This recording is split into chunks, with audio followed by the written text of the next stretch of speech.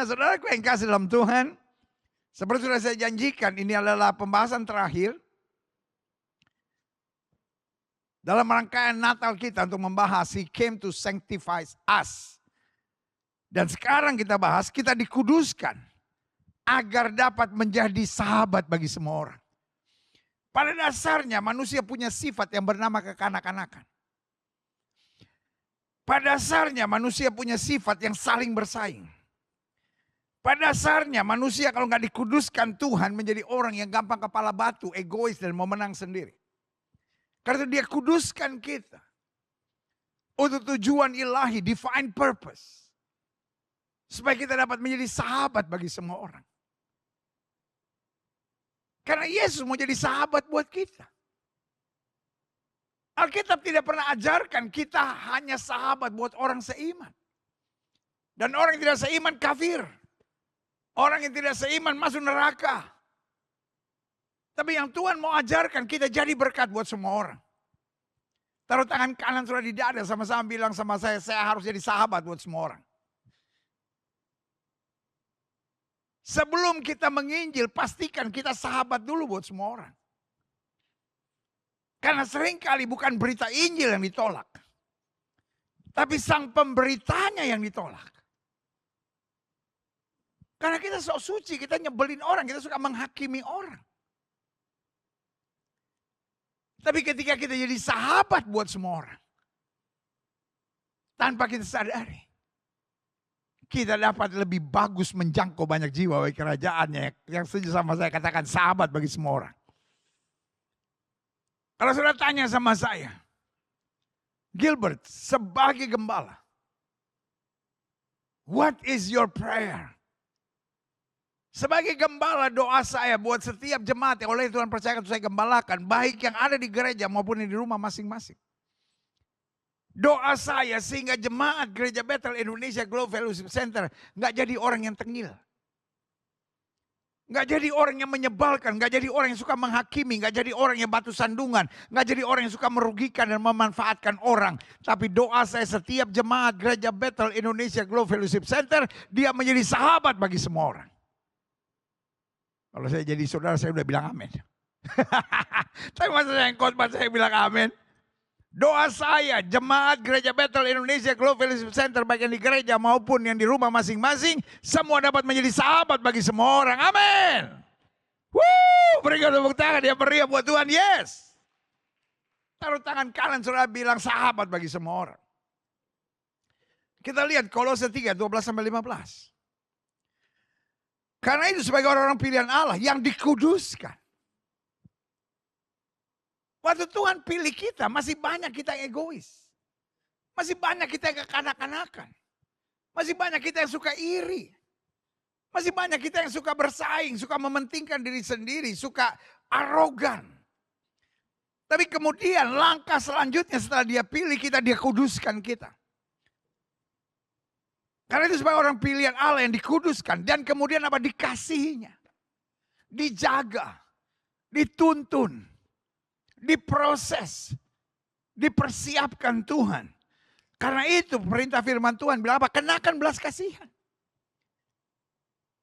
Jangan egois. Jangan memaksakan kehendakmu. Kenakan belas kasihan, kemurahan, kerendahan hati, kelemah lembutan, dan kesabaran. Ini modal untuk menjadi sahabat bagi semua orang. Kalau kita orangnya melepaskan belas kasihan. Kita orangnya merciful. Penuh dengan kemurahan. Kita orangnya gak sombong, gak belagu, gak tengil. Tapi rendah hati, mau melayani. Selalu lemah lembut dan sabar. Itu adalah modal untuk menjadi sahabat buat semua orang. Modalnya apa saudara? Belas kasihan. Merciful, kemurahan. Lalu apa? Kerendahan hati. 4 apa? Kelemah lembutan. Yang kelima apa? Kesabaran. Makanya ayat 13 bilang sabarlah kamu seorang terhadap yang lain. Jangan emosian.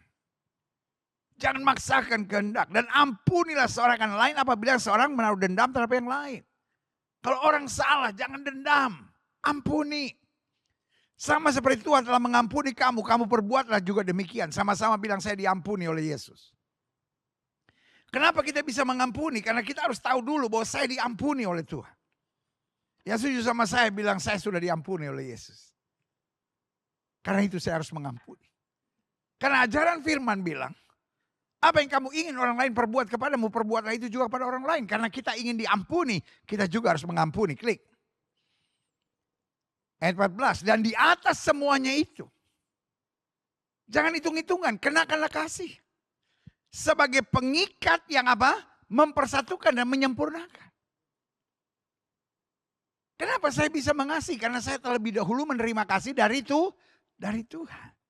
Ayat 15. The end of the day, kalau kita bisa menjadi sahabat bagi semua orang, maka firman Tuhan bilang, hendaklah damai sejahtera Kristus memerintah dalam hatimu. Karena untuk itulah kamu telah dipanggil menjadi satu tubuh, dan karena itu bersyukurlah. Jadi kalau di hati kita ada damai sejahtera. Kita nggak suka menjajah orang, kita nggak suka menuntut orang, kita nggak suka memaksakan kehendak kita kepada orang lain. Tapi kalau ada damai sejahtera di hati kita, orang lain bisa mengecewakan kita, orang lain bisa menyakiti kita, tapi kita tetap memberkati. Sama-sama bilang, saya mau jadi saluran berkat. Siapa yang mau jadi saluran berkat, lambaikan tangan. Berikan tepuk tangan yang meriah buat Tuhan. Haleluya. Saudara-saudara yang di rumah, ketik live chat saudara, saya mau jadi saluran berkat. Yes. Lihat selanjutnya. Amsal 17 ayat 17. Seorang sahabat menaruh kasih apa? Setiap waktu. Bukan hanya menaruh kasih kalau situasi hatinya menyenangkan. Persoalan banyak orang angin-anginan. Kalau lagi semangat melayani. Tapi kalau lagi tersinggung keluar dari pelayanan. Sakit hati. Seorang sahabat menaruh kasih setiap waktu. Makanya Yesus bilang, aku menyebut kamu sahabat. Walaupun kita mengecewakan dia, dia tetap mencintai kita. Walaupun kadang-kala situasi hidup ini ada banyak yang mengecewakan. Tapi kita tahu proses Tuhan menjadikan kita lebih berharga. Saya berdoa. Jemaat Gereja Bethel Indonesia Glow Fellowship Center menjadi jemaat yang stabil dan tangguh. Sama-sama bilang sama saya, stabil dan tangguh. Karena dia menaruh kasih setiap waktu. Dan menjadi seorang saudara dalam apa? Kesukaran. Saya ingatkan jemaat Gereja Bethel Indonesia Glow Fellowship Center di hari Minggu terakhir di tahun 2025. Jangan jadi orang yang suka memanfaatkan orang. Jangan jadi orang yang selalu berpikir, saya berteman sama dia terus dapatnya apa. Tapi yang harus timbul dalam hati kita adalah, saya berteman sama siapapun, apa yang saya bisa bagikan. Jangan sampai kita memanfaatkan orang. Tapi bagaimana hidup kita menolong orang dalam kesukaran. Kesukaran tidak selamanya harus soal uang. Mungkin kadang-kala dia sukar menerima dirinya apa adanya. Mungkin dia sukar kuat berdiri di tengah masa-masa yang sukar.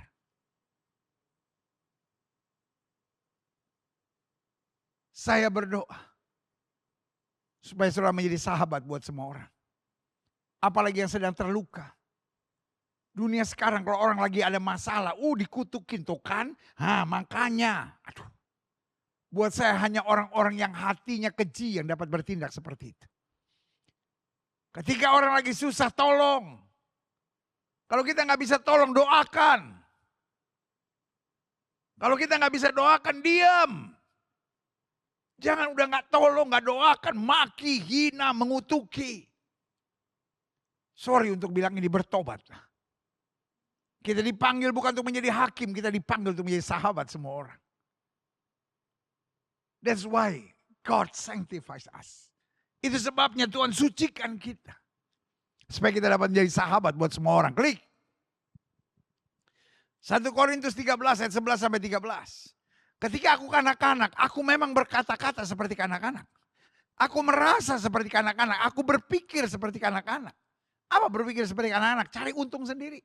Cari senang sendiri, cari nikmat sendiri. Sekarang sesudah aku menjadi dewasa, aku meninggalkan sifat kekanak-kanakan itu. Sama-sama bilang aku sudah dewasa. Ya. Sama-sama bilang aku sudah dewasa. Sekali lagi sama-sama bilang, aku sudah dewasa. Aku meninggalkan sifat anak-anak. Aku meninggalkan sifat kanak-kanak. Saudara di rumah ketika live chat saudara, aku sudah dewasa, aku harus meninggalkan sifat anak-anak. Lihat selanjutnya. Karena sekarang kita melihat dalam cermin satu gambaran yang samar-samar.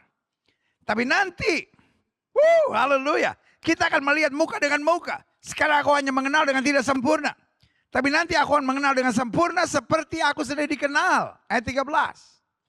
Demikianlah tinggal ketiga hal ini, yakni iman, pengharapan, dan kasih. Dan yang paling besar diantaranya ialah kasih. Kalau kita punya iman, kita punya pengharapan, kita punya kasih. Inilah yang membuat kita meninggalkan sifat kekanak-kanakan. Klik. Dalam dunia hari-hari ini, makin sulit mencari sahabat sejati. Pak, makin sulit mencari sahabat sejati. Karena itu jadilah seorang sahabat yang sejati. Bu, makin susah cari sahabat yang sejati. Karena itu jadilah sahabat yang sejati. Engkau harus jadi sahabat yang sejati buat suamimu. Engkau harus jadi sahabat yang sejati buat anak-anakmu. Engkau harus menjadi sahabat sejati buat mertuamu. Engkau harus menjadi sahabat sejati buat menantumu. Engkau harus menjadi sahabat sejati buat ipar-iparmu. Engkau harus menjadi sahabat sejati buat rekan-rekan di komunitas. Engkau harus menjadi sahabat sejati buat rekan-rekan di pelayanan. Enggak semua orang bisa menyenangkan buat kita. Karena orang-orang yang sedang dalam masalah biasanya bermasalah dengan acceptance, penerimaan diri. Tapi kita yang sudah dipuaskan, kita yang sudah beres dengan diri kita. Kita harus bisa menjadi sahabat buat semua orang. Bukankah Yesus sahabat orang berdosa? Bukankah Yesus menjadi sahabat buat wanita yang tertangkap basah berbuat zina? Ketika semua orang menghakimi menurut hukum Musa dia harus lempar batu sampai mati. Tapi Yesus bilang apa? Barang siapa yang tidak berdosa lempar wanita ini duluan. Sampai akhirnya semua meninggalkan wanita itu. Dan Yesus bilang kemana? Semua meninggalkan. Yesus bilang apa? Aku pun tidak menghukum kamu. Pulang. Jangan berbuat dosa lagi. Bukankah itu berarti Yesus sahabat orang berdosa? Ada banyak orang yang menyebalkan di sekitar kita. Tapi kita mau jadi sahabat. Sahabat yang mengarahkan.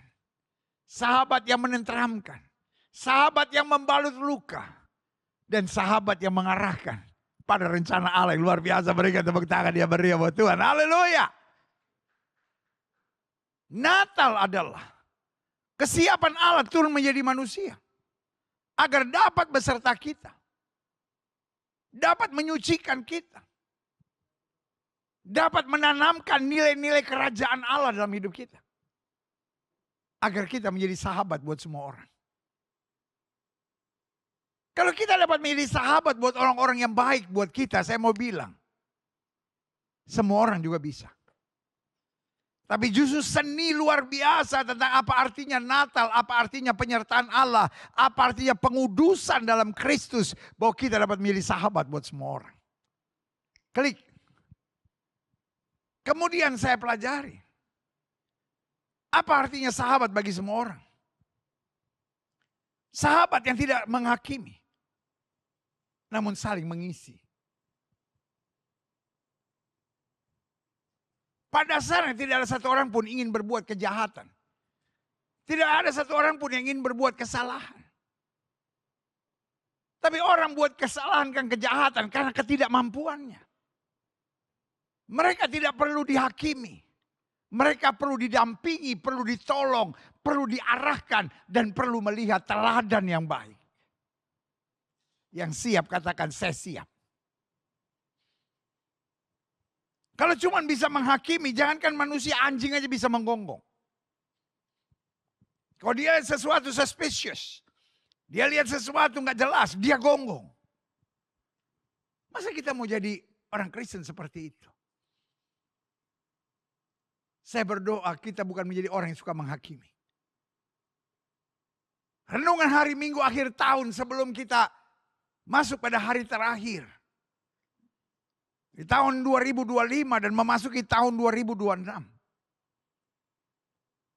Doa saya kita punya tekad. Saya tidak mau menghakimi siapapun. Tapi dimanapun saya mau memberi teladan dan mengisi nilai-nilai kerajaan sorga bagi setiap mereka yang sedang terhilang dalam kehidupannya. Yang kedua, sahabat buat semua orang dalam arti kata apa? Sahabat yang tidak mencari keuntungan, namun memberi nilai tambah dalam kehidupan. Kita belajar misalnya Yusuf di rumah Potifar. Potifar orang hebat, Potifar orang terpandang. Tapi kehadiran Yusuf memberi nilai tambah. Jangan pernah mengeluh dan bilang saya miskin. Jangan pernah mengeluh dan bilang saya bodoh. Tapi Alkitab bilang orang yang dianggap miskin oleh dunia akan dipakai Allah untuk mempermalukan yang kaya.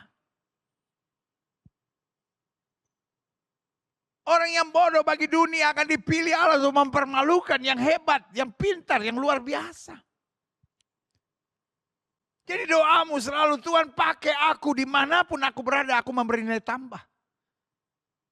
Istriku merasa berharga. Suamiku merasa berharga.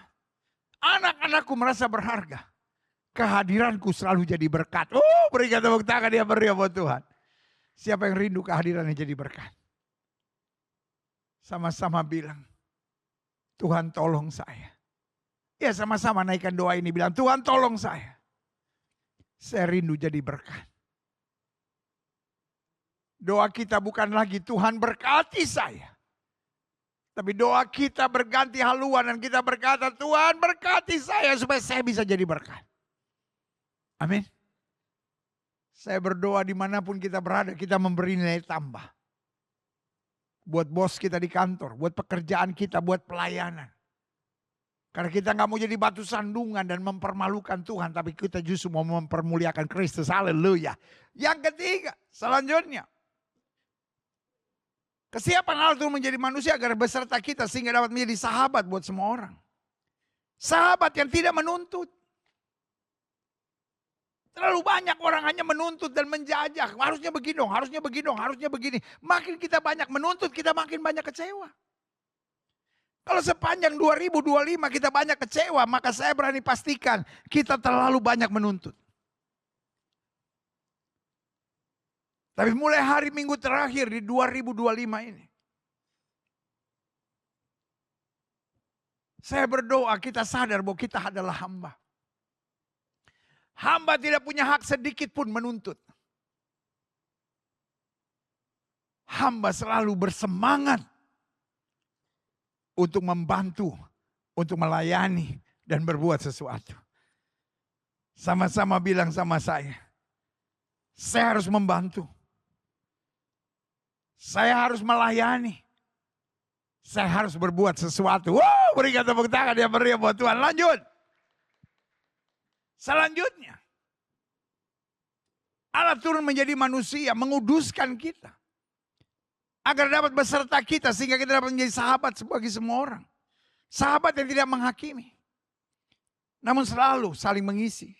Sahabat yang tidak mencari keuntungan dan memanfaatkan, namun memberi nilai tambah dalam kehidupan.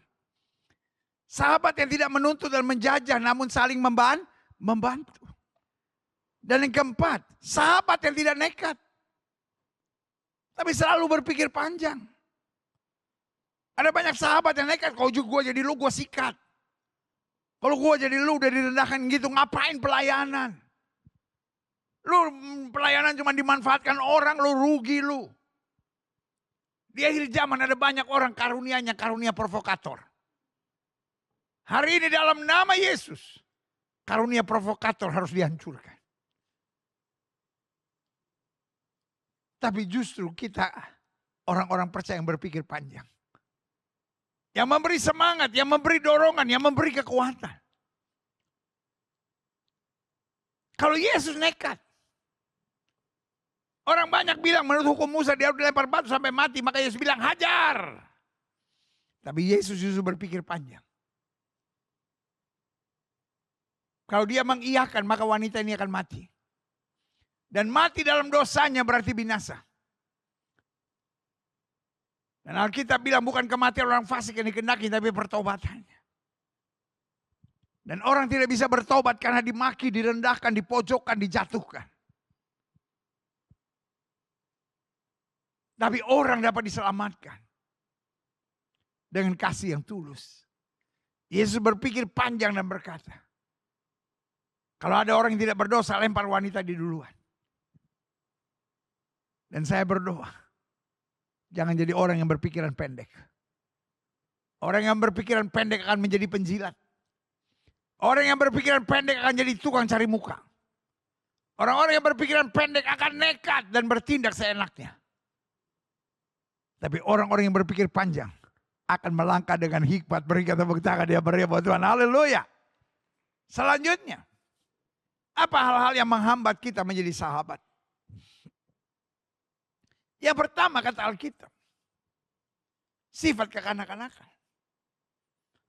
Kalau saudara cuma mau menuntut, saudara cuma mau diperhatikan, saudara cuma mau berjalan pada apa yang menyenangkan dan menguntungkan buat saudara. Itulah yang saya beri nama sifat kekanak-kanakan.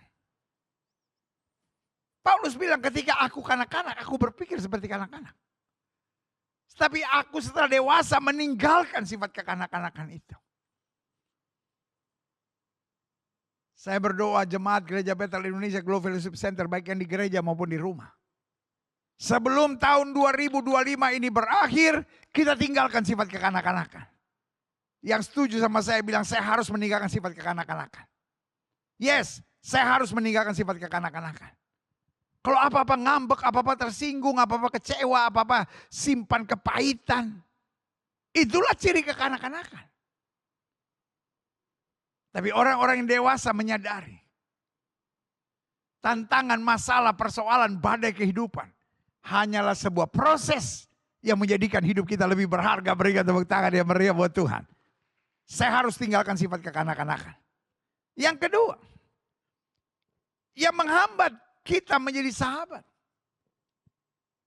mental tidak mau rugi. Maria rela rugi, Yusuf rela rugi, orang-orang Majus rela rugi. Karena Alkitab bilang, kalau kamu rela kehilangan nyawa karena Kristus, justru kamu akan mendapatkannya. Tetapi orang yang tidak rela kehilangan nyawanya, justru akan kehilangan nyawanya. Makanya Alkitab bilang orang yang menabur dengan air mata akan menuai dengan sorak-sorai. Dalam hidup saya punya prinsip jangan pernah hitung-hitungan sama Tuhan. Dalam hidup saya punya prinsip apa saudara? Jangan pernah hitung-hitungan sama Tuhan. Siapa yang setuju sama saya? Saya tidak boleh hitung-hitungan sama Tuhan. Ya ampun, cuma 7 orang. Ulang. Siapa yang setuju sama saya? Kita tidak boleh hitung-hitungan sama Tuhan. Yes, yes, yes. Oh, berikan tepuk tangan yang meriah buat Tuhan. Saya tidak boleh hitung-hitungan dengan Tuhan. Karena Tuhan tidak pernah hutang sama anak-anaknya. Apapun yang saya kerjakan dengan tulus, saya tidak pernah rugi. Karena Tuhan akan balas berlipat kali ganda dalam kemuliaan. Yang setuju katakan amin. Yang ketiga, hal-hal apa yang menghambat kita menjadi sahabat buat semua orang? Kebiasaan memaksakan kehendak. Jangan jadi orang yang selalu memaksakan kehendak. Belajar jadi orang yang menghargai orang lain. Murid-murid bilang begini. Ada orang yang bukan dari kelompok kita mengusir setan. Yesus bilang apa? Kalau mereka tidak melawan kita berarti mereka ada di pihak kita. Dengan lain kata, hidup gak harus seperti yang kau mau. Banyak rumah tangga bermasalah bukan karena suami sama istri gak cocok. Banyak rumah tangga bermasalah karena suami suka paksa kehendaknya. Istri suka paksa kehendaknya. Pokoknya bukan hanya apa, tapi kesananya seperti yang saya mau. Banyak jalan ke Roma. Belajar saling menghargai. Karena untuk setiap langkah apapun pasti ada kelemahan dan kekurangannya.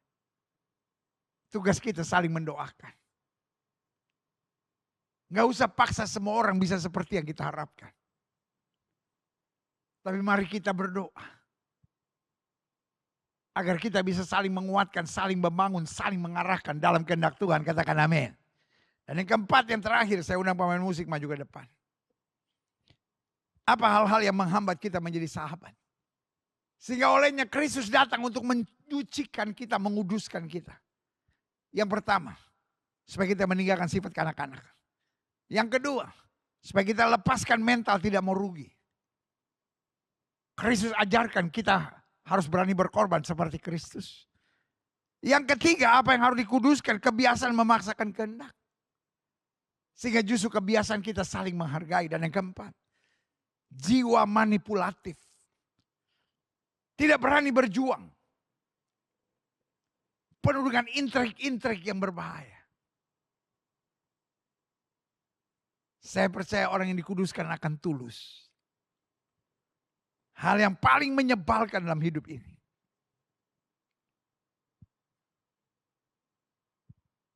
Bergaul dengan orang yang manipulatif. Sebagai gembala saudara saya berdoa. Di hari Minggu terakhir. Di tahun 2025 ini. Kita mau jadi sahabat buat semua orang. Kita tidak mau sifat manipulatif.